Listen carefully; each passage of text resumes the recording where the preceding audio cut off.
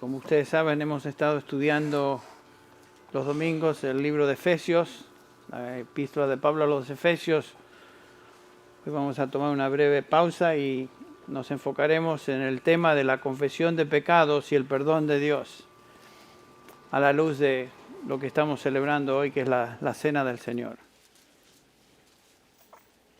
Ser cristiano implica, hemos estado viendo, implica estar en Cristo Jesús, estar unido a Cristo Jesús. Es lo que Pablo nos enseña ahí en Efesios capítulo 2. Aun cuando estábamos muertos en delitos y pecados, dice el apóstol, nos dio vida juntamente con Cristo. Por gracia habéis sido salvados. Y con Él nos resucitó y nos sentó en los lugares celestiales en Cristo Jesús. Ser cristiano es eso, estar en Cristo Jesús. Capítulo 1 de Efesios, versículo 3, nos dice Pablo que hemos sido bendecidos con toda bendición espiritual en los lugares celestiales en Cristo. Ahí está el motivo y dónde estamos realmente bendecidos, es en Cristo Jesús. Y entre todas estas bendiciones que tenemos en Él, que son múltiples, tenemos esta preciosa bendición, capítulo 1, versículo 7 de Efesios también. En Él tenemos redención por medio de su sangre, el perdón de nuestros pecados según las riquezas de su gracia. Nuestros pecados han sido perdonados por pura gracia de Dios, no porque Él vio algo especial en nosotros, sino que fue por pura gracia de Dios. Y de ese perdón de pecados estaremos meditando esta mañana en preparación a celebrar juntos la Cena del Señor. Estaremos en Primera de Juan, así que les invito a abrir sus Biblias a la primera epístola de Juan. Estaremos ahí meditando hoy, examinando algunos pasajes, particularmente en el capítulo 1. Pero en el capítulo 2, versículo 12, tenemos esta gran declaración del apóstol. Capítulo 2, versículo 12. Os escribo a vosotros, hijitos, o sea, a los creyentes. Tiene una forma muy cariñosa el apóstol Juan de dirigirse a los creyentes, hijitos. Y todos somos hijos de Dios. Todos pertenecemos, lo que hemos sido redimidos, somos sus hijos. Y por lo tanto, dice Juan, porque vuestros pecados os han sido perdonados por su nombre. El ser hijo de Dios, el ser salvo, el haber sido redimido implica que nuestros pecados han sido perdonados, dice el apóstol, todos nuestros pecados por amor de su nombre. Y como ya mencioné en Efesios 1:7, Pablo lo expresa de esta manera: en Él, en Cristo, tenemos redención, el perdón de nuestros pecados. Nuestros pecados ya han sido perdonados en Cristo Jesús. Sin embargo, la confesión de pecados es, en la vida de un creyente verdadero, es un patrón de vida, es algo continuo. Y el apóstol Juan en esta epístola está hablando a creyentes, haciendo una comparación entre aquellos que son verdaderamente creyentes y aquellos que simplemente profesan ser cristianos. Y notamos que Juan hace hincapié en esta realidad, que los cristianos verdaderos confiesan sus pecados, viven en un estado de penitencia y confesión de pecados. Vamos a dar lectura a los versículos del 6 al 10 de este capítulo 1, donde leemos así. Juan se dirige a estos creyentes que estaban siendo influenciados por falsos profesantes que se habían introducido en la comunidad de los creyentes y decían ser cristianos, pero sus vidas revelaban otra cosa. Por eso dice el versículo 6, si decimos, y esto es lo que los falsos profesantes, los gnósticos dentro de la congregación decían, si decimos que tenemos comunión con Él, pero andamos en tinieblas, mentimos y no practicamos la verdad. No es cuestión de decir simplemente. Continúa el versículo 7, mas si andamos en la luz, como Él está en la luz, tenemos comunión unos con otros y la sangre de Jesús, su Hijo, nos limpia de todo pecado, nos continúa limpiando de todo pecado. Versículo 8, si decimos que no tenemos pecado, nos engañamos a nosotros mismos y la verdad no está en nosotros. Pero el contraste es este, si confesamos nuestros pecados, Él es fiel y justo para perdonar nuestros pecados y limpiarnos de toda maldad. Versículo 10. Si decimos, son algunas de las cosas que estos gnósticos decían, si decimos que no hemos pecado, le hacemos a él mentiroso y su palabra no está en nosotros. Lo que Juan está tratando de establecer en esta epístola es una clara división, una clara línea entre aquellos que son genuinamente cristianos y aquellos que meramente profesan ser cristianos. Estaba hablando con unos hermanos antes de esta reunión y es obvio que muchas de las iglesias que se autodenominan evangélicas, están pobladas por personas que dicen que son cristianos, porque levantaron su mano en alguna conferencia, una predicación evangelística, o llenaron una tarjetita, o se bautizaron, o lo que sea, y dicen ser cristianos. Pero sin embargo, sus vidas revelan que no son cristianos, porque no siguen al Señor, no son obedientes. Y eso es lo que Juan está muy preocupado de comunicar a estos creyentes de las iglesias a las cuales él se dirige. Hay una gran división entre los verdaderos y los falsos. Y los verdaderos creyentes, entre otras cosas, dice Juan, confiesan su pecado. Están en una continua actitud de confesar pecados. El Evangelio provee perdón completo de todo pecado para el pecador que por fe viene a Cristo Jesús. El perdón de Dios para el creyente es total y remueve toda culpa, toda contaminación, toda vergüenza, todo castigo eterno. Y en su lugar provee la justicia de Dios, la seguridad eterna. El perdón de Dios en la salvación es inviolable, es irrevocable. Nada ni nadie puede causar que el perdón de Dios que Él da al creyente en Cristo Jesús sea quitado, sea cancelado. En Él tenemos redención, el perdón de nuestros pecados. Romanos también, Pablo sintetiza esta enseñanza en el capítulo 8 de Romanos. Si quieren ir ahí por unos minutos. Capítulo 8 de Romanos, comienza el apóstol en el versículo 1 diciendo lo siguiente. Romanos 8, 1. Ahora pues, ninguna condenación hay para los que están en Cristo Jesús. Si estamos en Cristo, no hay condenación posible. Si tú estás en Cristo, quiere decir que eres salvo y perteneces a Él. Y la Biblia declara que no hay condenación posible para ti, para un creyente en Cristo Jesús, para uno que es genuinamente hijo de Dios. Y la razón se encuentra en el gran propósito eterno de Dios al traernos a salvación, de lo cual habla el apóstol en este capítulo.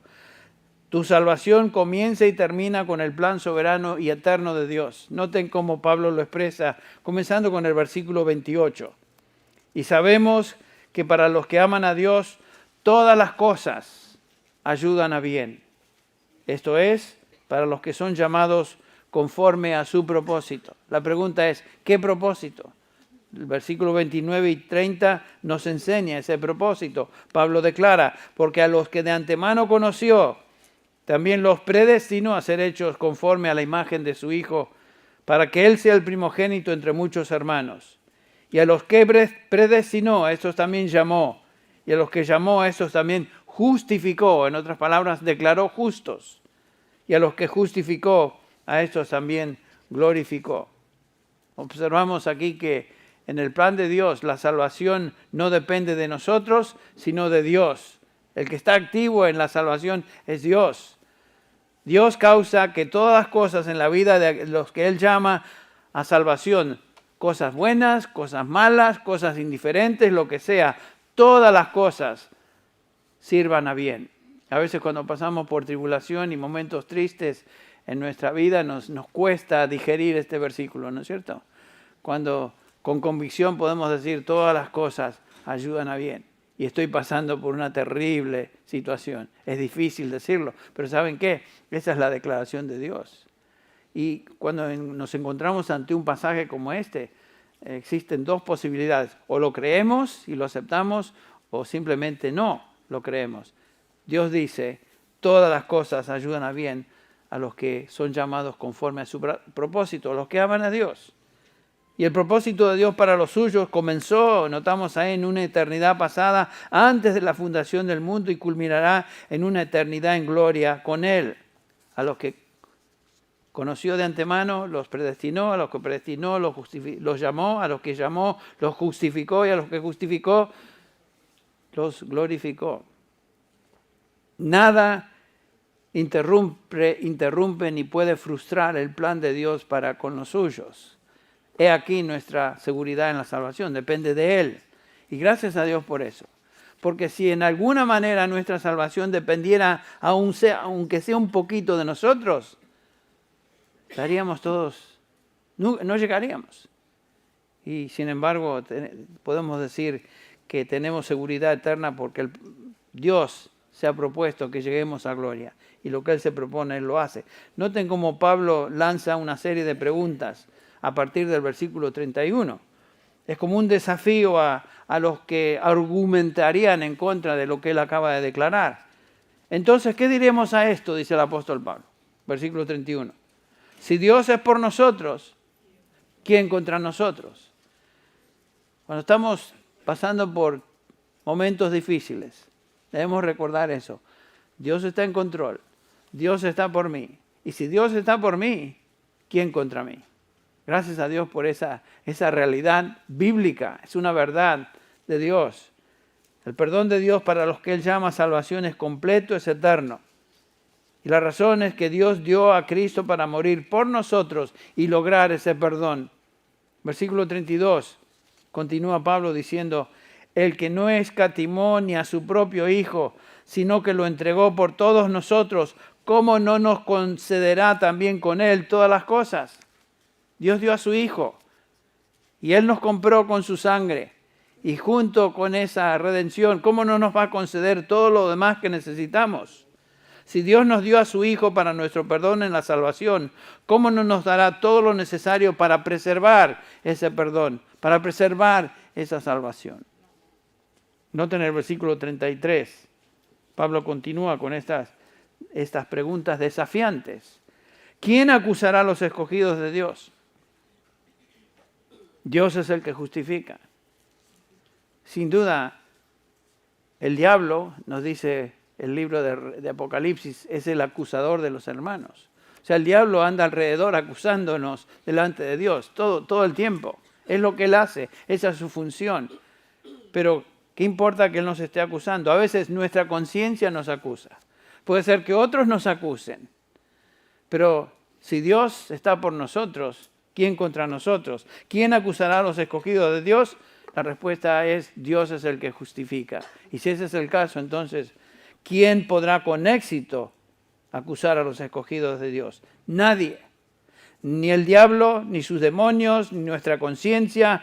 Cuando el Señor nos justifica, Él nos perdona irrevocablemente de todo pecado y nos declara justos, cubiertos en la justicia de su Hijo Jesucristo. Al que no conoció pecado, Dios Padre lo hizo pecado por nosotros, para que nosotros llegásemos a ser justicia de Dios en Él. Dios nos ve justos en Cristo Jesús. Por eso no hay posibilidad de ser condenado. El versículo 34, Pablo continúa esta serie de preguntas. ¿Quién es el que condena? Y después dice, Cristo Jesús es el que murió. Sí, más aún, el que resucitó, el que además está a la diestra de Dios, el cual también intercede por nosotros. Esa es la función de Cristo hoy, como nuestro sumo sacerdote, aquel que está intercediendo por nosotros. Él es nuestro abogado, que es lo que dice 1 de Juan, ¿no es cierto? Él es aquel que intercede por nosotros. Y nos dice el libro de Hebreos, en el capítulo 7, versículo 25, que Él está perpetuamente intercediendo por nosotros. ¿Por qué? Él murió, Él pagó por nuestros pecados, fue enterrado, fue a la tumba, permaneció ahí 3 días, pero resucitó al tercer día. Por eso Pablo dice, Él fue entregado por nuestras transgresiones, todas nuestras transgresiones, mas resucitado para nuestra justificación. Y aquí Pablo está refiriéndose a eso. Cristo es el que murió, el que resucitó, el que también está a la diestra de Dios, el que también está intercediendo por nosotros. Tenemos un acusador delante de Dios continuo, es el diablo. Tenemos un abogado defensor delante del Padre, continuamente, es su Hijo Jesucristo. Y como dije en otras ocasiones, Él como nuestro abogado. El Señor Jesús nunca perdió un caso y no hay posibilidad de que Él pierda algún caso. El único que podría acusarnos realmente es Jesucristo. Y sin embargo, Él ahora está a la diestra del Padre intercediendo por nosotros. ¿Por qué? Porque Él pagó por nuestros pecados. Jesús es nuestro abogado defensor. Y si Él nos defiende, no importa entonces quién nos acuse. El diablo trata de meter ideas en nuestra mente y nuestra cabeza de que no somos dignos, que no podemos. ¿Cuántas veces piensas tú que te va a tolerar el Señor haber pecado? A lo mejor esta es la última. A lo mejor Dios no está interesado en ti ya. Ideas que vienen a la mente, que son flechas del enemigo en nuestra experiencia como cristianos. ¿Se acuerdan lo que Jesús antes de expirar en la cruz dijo? Consumado es. O sea, su obra redentora fue terminada. Él pagó. Y continúa entonces Pablo pensando en estas realidades y hace la pregunta en el versículo 35. ¿Quién nos separará del amor de Cristo? ¿Quién? Y aquí da una lista de posibles cosas que nos pudieran separar. ¿Tribulación? ¿Estás pasando por tribulación? ¿Piensas que eso te va a separar? Dice Pablo, no. ¿O angustia? ¿Estás angustiado, angustiada? ¿O persecución? ¿O hambre? ¿O desnudez? ¿O peligro? ¿O espada? Versículo 37. En todas estas cosas somos más que vencedores por medio de aquel que nos amó. Y el versículo 38. Porque estoy convencido, dice Pablo, de que ni la muerte, ni la vida, ni ángeles, ni principados, ni lo presente, ni lo porvenir. Noten eso, ni lo presente. Estás pasando por momentos realmente críticos en tu vida como cristiano. Presente, bueno, eso no te va a separar. Pero ¿qué acerca del futuro? Tampoco. Ni lo presente, ni el futuro, ni el porvenir, ni poderes. Nuestra lucha no es contra carne ni sangre, dice Pablo en Efesios 6, sino contra huestes espirituales de maldad en las regiones celestes, poderes espirituales de maldad. ¿Quiénes somos nosotros para contender contra ellos o para poder luchar contra ellos? No somos nada. Sin embargo, ellos no nos pueden separar. Ni lo alto, ni lo profundo, ni ninguna otra cosa creada nos podrá separar del amor de Dios que es en Cristo Jesús. Nada ni nadie nos puede separar de su amor. Qué increíble promesa y bendición. Y lo que este pasaje nos enseña es que Dios nos perdona de todo pecado y ese perdón es absoluto y es permanente.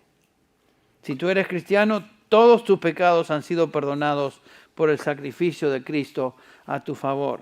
Por eso Juan dice en el capítulo 2, versículo 12 de esta primera epístola que estamos viendo, os escribo a vosotros, hijitos, porque vuestros pecados os han sido perdonados por su nombre. Esa es la realidad. Lo mismo dice Colosenses 2, versículos del 13 al 14. Esta es la verdad de la Escritura. Todos nuestros pecados han sido perdonados en Cristo Jesús. Si no fuera así, ¿quién podría estar seguro de su salvación? ¿Quién podría estar seguro de que llegaría a la gloria final? Nadie. Pero esta es la realidad de todo cristiano. Nuestros pecados han sido perdonados. Y sin embargo, notamos en este pasaje que leímos en Primera de Juan, que Primera de Juan 1:9 nos dice que un cristiano también se caracteriza ahora por la confesión continua de sus pecados. Dice, si confesamos nuestros pecados, si estamos confesando nuestros pecados, este no es un mandamiento, es una afirmación de una realidad en la experiencia de todo cristiano. Un cristiano verdadero es un confesor habitual de sus pecados. Un cristiano es un individuo penitente. Por naturaleza, un hijo de Dios confiesa sus pecados y este es el resultado de la obra del Espíritu Santo obrando en el corazón, trayendo convicción de pecado y moviéndonos a confesar.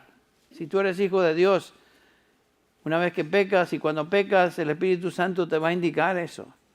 Y la reacción natural de un hijo de Dios es decir, sí, Señor, he pecado, confieso mi pecado. Del momento que confesamos, inmediatamente, Él es fiel y justo para perdonar y limpiarnos de todo pecado. Tertuliano, uno de los padres de la iglesia, escribió algo así. Nacimos para vivir en arrepentimiento. Nacimos para vivir en arrepentimiento. ¿Qué razón tenía él? El Señor Jesús, ustedes recuerdan, nos enseña en la oración modelo, tanto en el capítulo 6 de Mateo como el capítulo 11 de Lucas, que estudiamos los miércoles, que el Señor nos enseña a pedir perdón por nuestros pecados. Recordamos, la oración comienza de esta manera: Padre nuestro que estás en los cielos, santificado sea tu nombre, venga tu reino, hágase tu voluntad como en el cielo, así también en la tierra. El pan nuestro de cada día, dánoslo hoy. Y el versículo 4 de Lucas 11 dice: y perdónanos nuestros pecados. Aparentemente tenemos un dilema aquí, ¿no? ¿Por qué es que el Señor nos manda a pedir perdón por nuestros pecados si ya hemos sido perdonados por nuestros pecados? Pareciera ser una incongruencia. ¿Cómo podemos reconciliar estas dos verdades bíblicas? Perdonados para siempre y al mismo tiempo confesar nuestros pecados. La aparente contradicción. ¿Cómo cristianos debemos confesar pecados? Bueno, esto sin duda ha causado confusión a muchos, ¿no? Y algunos dicen que este versículo 9 de 1 de Juan no se refiere a confesión de un creyente, sino que se refiere a una persona que confiesa sus pecados para salvación. Bueno, eso no puede ser, porque el pasaje se encuentra en un tiempo presente y uno no se está salvando continuamente. No es que estamos confesando nuestro pecado para ser salvos. Esto es una declaración en referencia a creyentes verdaderos. Estas personas que dicen tal cosa dicen también que como cristianos no debemos confesar. Enseñan también que debemos ignorar los pecados en nuestra vida, ya que han sido perdonados una vez y para siempre. Pero eso es una actitud totalmente antibíblica. Es lo que se llama una actitud de lo que históricamente se conoce como la doctrina antinominiana. Ante en griego es contra, nomos quiere decir ley. Entonces, esta es la actitud falsa de doctrina que dicen que ya no debemos preocuparnos de nuestros pecados. Ya hemos sido perdonados, entonces ni preocuparnos de confesar. Es una actitud totalmente fuera del contexto de lo que el Nuevo Testamento nos enseña. No, todo lo contrario, dice Juan. Un hijo de Dios está continuamente confesando sus pecados. La noción de que un cristiano ya no debe confesar sus pecados es absolutamente falsa. Y esto es justamente lo que Juan está confrontando en esta epístola. Está luchando con aquellos que tenían una actitud totalmente superficial y liviana en cuanto al pecado. Ya los leímos. Versículo 6, capítulo 1, si decimos que tenemos comunión pero andamos en tinieblas, mentimos. Versículo 8, si decimos que no tenemos pecado, nos engañamos a nosotros mismos. Si decimos, versículo 10, que no hemos pecado, eran todas las posiciones de aquellos que enseñaban esta falsa doctrina. Bueno, eso es lo que ellos decían, pero Juan confronta eso. Porque alguien tolere su pecado no quiere decir que Dios lo tolera o lo pasa por alto. Cristo nos enseña a confesar nuestros pecados y pedir perdón por nuestros pecados. Capítulo 11 de Lucas, capítulo 6 de Mateo. ¿Cómo es que los que no creen que un cristiano debe confesar sus pecados explican entonces esta instrucción de Jesús en la oración modelo? Bueno, ellos dicen que esta instrucción de Jesús en la oración modelo pertenece y se aplica al Antiguo Testamento. En otras palabras, ellos dicen que esta parte de la instrucción fue en el Antiguo Testamento, es la antigua dispensación. Según esta enseñanza, un individuo en el Antiguo Testamento pedía perdón y se le daba perdón. Y la próxima vez que pecaba, él pedía perdón y se le daba perdón. Esta es la forma que algunos dicen el perdón se recibía bajo el antiguo pacto. Pero en ningún momento los creyentes del Antiguo Testamento recibían el perdón de esa manera. Todo creyente del Antiguo o Nuevo Testamento fue salvado de la misma manera, como veremos, fue por fe, por fe. Yo me acuerdo, después de predicar en una iglesia que no daré su nombre, fue en otro país, donde hablan con la Z. Y me acuerdo que salí de la reunión y una dama, una hermana en Cristo, supongo que era hermana, pero comenzamos a establecer una conversación en cuanto al mensaje y no sé qué es lo que le había picado a ella, pero ella me dijo, yo le hice una pregunta, bueno, ¿cómo piensas tú que un creyente en el Antiguo Testamento fue salvado o fue salvo? Y sin pensarlo, sin ni siquiera dar un pestañazo, dijo, por la ley, por guardar la ley. ¿Qué respuesta tan fuera de lo que es lo que nos enseña el Nuevo Testamento? Claramente el apóstol Pablo nos dice que por las obras de la ley ningún ser humano, ningún hombre va a ser ¿qué? Justificado. La ley no fue dada para justificar a nadie, la ley fue dada para mostrar el pecado y demostrarle al ser humano que no puede guardarla. Entonces todo ser humano, todo creyente en el Antiguo Testamento fue salvado de la misma manera que nosotros somos salvados. Tenemos la ilustración en el capítulo 4 de Romanos de Abraham.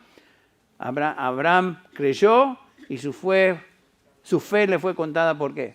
Por justicia, fue por fe. Y también Pablo se refiere a otro santo del Antiguo Testamento, el rey David.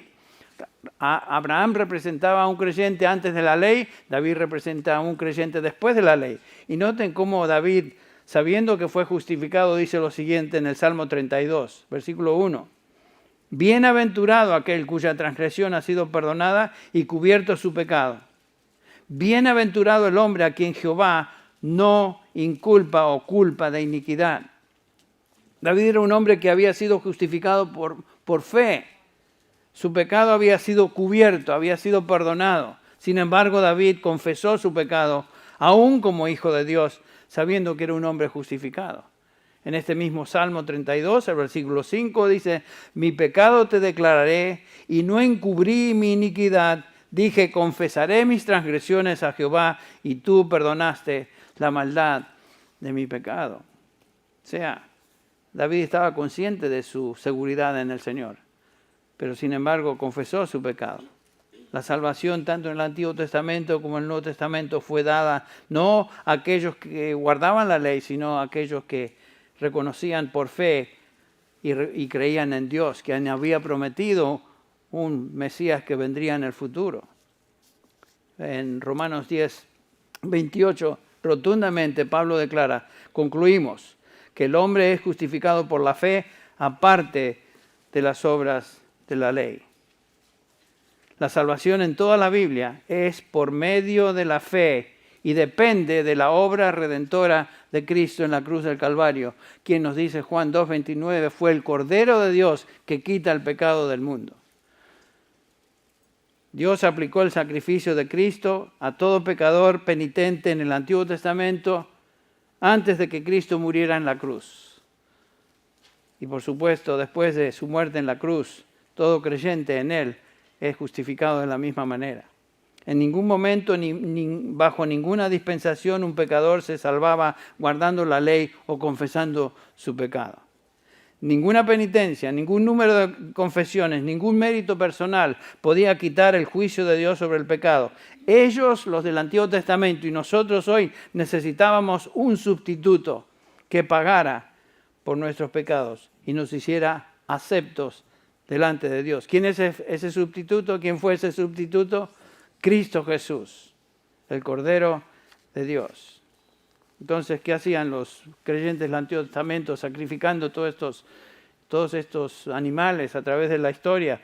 Bueno, lo siguiente, todo sistema de sacrificios del Antiguo Testamento era simplemente un símbolo, una figura del sacrificio final que Dios proveería a su Hijo como sustituto de todo aquel que cree. Por supuesto, en el Antiguo Testamento, ¿qué creían los creyentes? Creían en la revelación que tenían hasta el momento. Creyeron en Dios y esa fe les sirvió como medio o les fue contada por justicia. Los creyentes hoy creemos en lo que Dios ya ha hecho a través de su Hijo Jesucristo. Pero la salvación, el perdón de pecados, siempre fue y será por gracia como un don de Dios a todo pecador penitente, quien sabe bien que él no puede ser acepto delante de Dios, ni merece el perdón de Dios, no importa cuántas confesiones haga. La salvación no es por confesión o algún medio mecánico o el resultado de alguna acción humana. La salvación es por pura gracia de Dios, por medio de la fe, como hemos estudiado en Efesios capítulo 2. La salvación en Cristo nos concede y garantiza el perdón eterno de nuestros pecados. Por eso Pablo podía decir con seguridad, en Él tenemos redención, el perdón de nuestros pecados. Sin embargo, el creyente siempre confiesa sus pecados para experimentar perdón, gozo, paz. Como hijo de Dios, siempre debemos orar de esta manera como el Señor nos enseñó. Padre, perdona nuestros pecados. Perdona mi pecado, el que acabo de hacer. Perdona, Señor, los pecados que cometí hoy. Terminar el día pidiendo, Señor, perdóname. He sido un infractor de tu ley. En tantas maneras, de tantas formas. Señor, perdona mis pecados. Eso es confesar. Ahora, ¿cómo reconciliar la aparente contradicción de que hemos sido perdonados, por un lado, una vez y para siempre, pero debemos continuamente confesar nuestros pecados? Y la respuesta es la siguiente. Existen dos tipos de perdón en la Biblia. El primer perdón es el perdón de Dios como juez de los seres humanos, como juez del universo. El perdón legal de Dios cuando Él nos justifica y nos declara justos y perdonados de tal manera que ya no hay condenación para los que están en Cristo Jesús. Este es el perdón legal de Dios. Pero ahora como creyentes, aunque hemos sido perdonados legalmente por nuestros pecados, ahora como creyentes nos dirigimos a Dios no como nuestro juez, sino como nuestro Padre Celestial. Lo cual nos lleva al segundo sentido en el cual el perdón se concede en el Nuevo Testamento. Es el perdón paternal de Dios para con sus hijos.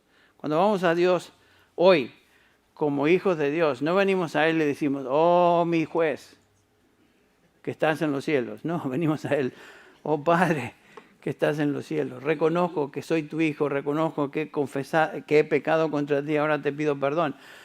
Señor, estoy consciente que en Cristo tu Hijo tú me perdonaste, pero me doy cuenta, estoy consciente de que he pecado, he transgredido tu ley. Señor, confieso mi pecado, perdóname. De eso nos habla 1 Juan 1:9. Si confesamos, Él es fiel y justo para perdonar y limpiarnos de toda maldad. Tenemos una ilustración muy, muy linda en Juan. Lo hemos visto en el pasado, pero creo que sería importante verlo una vez. Vayan conmigo a Juan capítulo 13. Tenemos unos minutos. Juan capítulo 13, ese es el contexto de la última cena del Señor con sus discípulos allá en el aposento alto, y es lo que vamos a recordar ahora juntos con la celebración de la Santa Cena. Ahí están los discípulos con su Señor en la última cena. Todos se encuentran reclinados alrededor de esta mesa larga. ¿Cómo sé que están reclinados y es una mesa larga? Bueno, hemos visto pinturas de eso, ¿no? No es que el artista fue y estuvo presente ahí, pero podemos notar que eso era el punto. Eran mesas bajas y todos inclinados ahí escuchando o comiendo, como lo hemos podido ver en algunas pinturas. Ahora, en una cena, en ese tiempo de la historia en Palestina, el anfitrión de la cena tenía que proveer algo, además de la cena, tenía que proveer algo que era una cortesía simplemente. Era el lavado de pies. Y ese lavado de pies se le encargaba al más vil de los sirvientes. El más bajo de los sirvientes es el que iba alrededor de la mesa, están todos inclinados, claro, con los pies por allá y el otro la cabeza cerca de sus pies, etc. Había que hacer algo al respecto. Bueno, venía el sirviente y comenzaba a lavar los pies. Pero aquí el Señor enseña una tremenda lección teológica. Leemos lo siguiente a cabo de esta función. De repente el Señor se para y el que lava los pies no es un sirviente, no es un esclavo, sino que es el Señor mismo. Y leemos ahí en el versículo 4. Se levantó de la cena y se quitó su manto y tomando una toalla se la ciñó. Luego puso agua en un lebrillo y comenzó a lavar los pies de sus discípulos y a enjugarlos con la toalla con que estaba ceñido. Entonces vino a Pedro, Simón Pedro, y le dice Pedro, Señor, ¿tú me vas a lavar a mí? Pedro no es que estaba indignado con el Señor, estaba diciendo, ¿cómo es que tú siendo el Señor me vas a lavar a mí, que es una función del peor de los esclavos, o el más bajo de los esclavos? ¿Qué estás haciendo, Señor? Y el Señor le dice, lo que yo hago, tú no lo comprendes ahora, mas lo entenderás después. Pedro le dijo, no me lavarás los pies jamás. Y Jesús le respondió, si no te lavare, no tendrás parte conmigo. Entonces Simón, muy típicamente, como él hablaba a Pedro, siempre se lanzaba a hablar, dijo Simón Pedro, Señor, no solo mis pies, sino también las manos, la cabeza, dame un baño, ya que estás aquí, ya dame un baño. ¿Cómo es que no voy a tener parte contigo? El punto de este pasaje era una lección muy importante que se encuentra en el versículo 10. Fíjense. Jesús le dijo, el que está lavado no necesita sino lavarse los pies, pues está todo limpio. Y vosotros limpios estáis, aunque no todos, en referencia a Judas. ¿Qué quiso decir el Señor con esta afirmación? El lavado o baño ilustra el perdón legal de Dios en la salvación. Este es el perdón de la penalidad del pecado, la pena del pecado en la justificación cuando el juez nos declara un pecador justo y perdonado. A ese perdón se refiere el lavamiento o el baño. Sin necesidad de que esa realidad, nos enseña Jesús, sea repetida. La salvación y el perdón de pecados en la justificación, en el baño, por decirlo así, en el lavado principal, fue una vez y para siempre. Ese es el lavado o baño. Pero aquí tenemos la ilustración del lavado de pies, lo cual ilustra ahora sí el perdón paternal de Dios en la santificación. Aunque somos perdonados de la paga de nuestro pecado en la justificación una vez y para siempre, todavía necesitamos el continuo lavado, el continuo perdón de la presencia y contaminación del pecado en nuestra vida diaria. A eso se está refiriendo, o eso es lo que Jesús estaba enseñando a través de esta ilustración. Aunque no necesitamos ser justificados otra vez, sí necesitamos ser continuamente limpiados de nuestro pecado. Por eso Juan 1:9 dice, si estamos confesando nuestros pecados, Él, Dios, es fiel y justo para perdonarnos de nuestros pecados y continuamente limpiarnos de toda maldad. Eso es lo que resulta de la confesión de un hijo de Dios para con su Padre, diciendo, Padre, perdona mis pecados, reconozco mi pecado. Entonces, la declaración de Dios al hacernos justos en Cristo Jesús es inviolable, no cambia. Dios jamás nos condenará a muerte eterna, que es la paga del pecado, pero como Padre Celestial, Dios está preocupado en nuestra santificación. Por eso debemos estar confesando nuestros pecados. En Cristo somos justificados para siempre. Eso resuelve nuestro destino eterno, por decirlo así. Nuestra posición delante de Dios como hijos de Él. Somos aceptos en el amado. Pero el perdón de pecados en el creyente tiene que ver con nuestra santificación, nuestro crecimiento, nuestra madurez. Cuando pecamos como creyentes, como ya mencioné, el Espíritu de Dios en nosotros se entristece. Nuestro sentido de comunión cercana con Dios se interrumpe. Y no es hasta que confesamos nuestro pecado que experimentamos el perdón y limpieza de ellos. ¿Y qué sucede si no confesamos nuestros pecados y los toleramos? Y pasa el tiempo y seguimos, nuestra conciencia comienza a mortificarnos, ¿no es cierto? Nos molesta y es una carga. Y si no confesamos, finalmente el Señor utiliza otros métodos para traernos de regreso al camino. De eso nos habla Hebreos 12, cuando dice el versículo 5, además habéis olvidado la exhortación que como a hijos se os dirige. Hijo mío, no tengas en poco la disciplina del Señor. Y ahí viene la disciplina del Señor. Ni te desanimes al ser reprendido por Él. Versículo 6, porque el Señor al que ama, ¿qué? Disciplina. Y tiene muchos métodos el Señor para disciplinarnos. Y no solamente que nos disciplina, sino que a veces la disciplina es muy dura y azota a todo aquel que recibe por hijo. Eso es lo que Pablo enseña en capítulo 11 de 1 Corintios que leímos al inicio. A esa disciplina dura del Señor se refiere Pablo cuando dice, por esta razón hay muchos débiles y enfermos entre vosotros y muchos duermen. Qué interesante que no eran algunos, sino que Pablo dice, muchos duermen. Una referencia obvia al hecho de que habían pasado prematuramente a la presencia del Señor.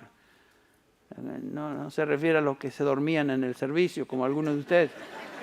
Muchos duermen. Cada vez que predico siempre hay alguno que está en esa posición. Y si uno se le acercara a él, no, estoy orando. Orando a mi abuelito. Pero noten, esa era la situación entre los corintios. Qué triste. Una iglesia que eran hijos de Dios, santos del Señor, porque así comienza la epístola, y sin embargo con todo tipo de problemas de pecado en ellos, que habían tolerado y venían a la cena del Señor como si nada, muy campantes. Y no solamente que venían a la cena del Señor, que era una fiesta agape, era una cena donde se reunían los creyentes de estilo Nuevo Testamento y participaban de alimentos, así como nuestros potlucks.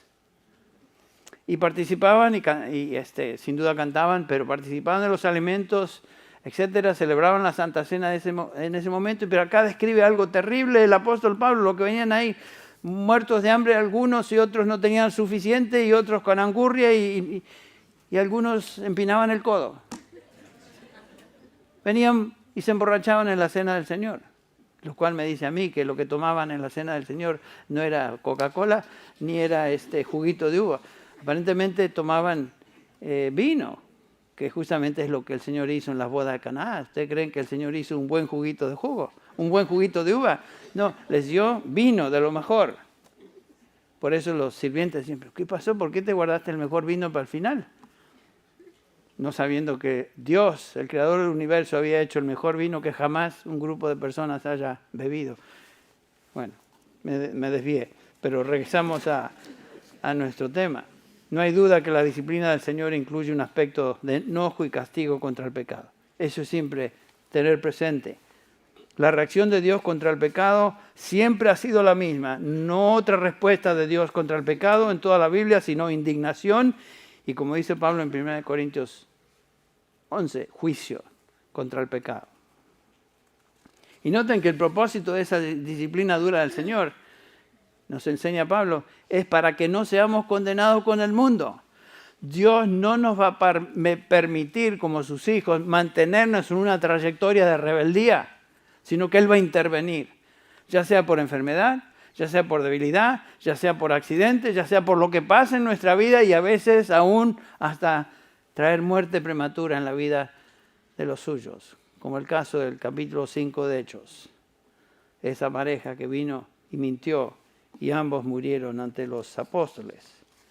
Bueno, Dios siempre desea nuestra santidad y es ofendido por el pecado de nosotros, nuestros pecados, y particularmente si ese pecado se encuentra en uno de sus hijos, para quienes Dios desea santidad y conformidad a su Hijo Jesucristo. Entonces, esta es la enseñanza de la Escritura. El cristiano vive en una actitud de penitencia y confesión de pecados, a lo cual se refiere el apóstol Juan aquí. Y cuando venimos a la cena del Señor, hermanos, debemos venir con una actitud de habernos examinado previamente, con una conciencia tranquila que estamos delante de Dios, celebrando algo que es sumamente vital en nuestra vida. Estamos recordando el sacrificio de Cristo en la cruz a favor nuestro. No venimos acá a hacer algo ritual. Venimos a celebrar y recordar el sacrificio de Cristo en la cruz del Calvario. Eso es lo que estamos haciendo. Por eso Pablo dice, examínese cada uno antes de venir. Y lo que vamos a hacer ahora es simplemente inclinar nuestras cabezas y pensar, examinarnos. Y si hay pecado en nuestra vida, este es el momento, Señor, de confesarlo. ¿Sí? Si usted es hijo de Dios, hija de Dios, y aunque no sea miembro de esta iglesia, pero usted es un hijo de Dios o hija de Dios, usted es bienvenido a participar en la cena del Señor. Si usted no es hijo de Dios, esto que vamos a hacer no tiene ningún sentido para usted. Así que le pedimos que se refrene, que no lo haga. Pero si somos hijos de Dios, vamos a venir con la actitud apropiada delante de Él para no recibir juicio como el apóstol Pablo nos enseña. Vamos a orar. Señor, te damos gracias por esta oportunidad que nos concedes de celebrar la cena del Señor. Gracias, Señor, por tu propósito eterno en nuestra vida. Gracias, Señor, porque tú te has propuesto desde antes de la fundación del mundo, traernos a gloria. Si somos tus hijos, tú comenzaste la buena obra, tú perfeccionarás la buena obra, tú terminarás la buena obra. Gracias, Padre, por esta realidad. Y ahora, Padre, pedimos como hijos tuyos, cada uno de nosotros, si hay algo en nuestra vida que es indigno de ti, que debemos confesar, Señor, lo hacemos en este momento. Perdona nuestros pecados, los confesamos delante de ti. Y te damos gracias porque tu promesa en tu palabra es que tú eres fiel y justo para perdonarnos y limpiarnos de toda maldad. Lo hacemos confiando en eso, Padre. Confesamos nuestros pecados en el nombre de tu Hijo Jesús. Amén.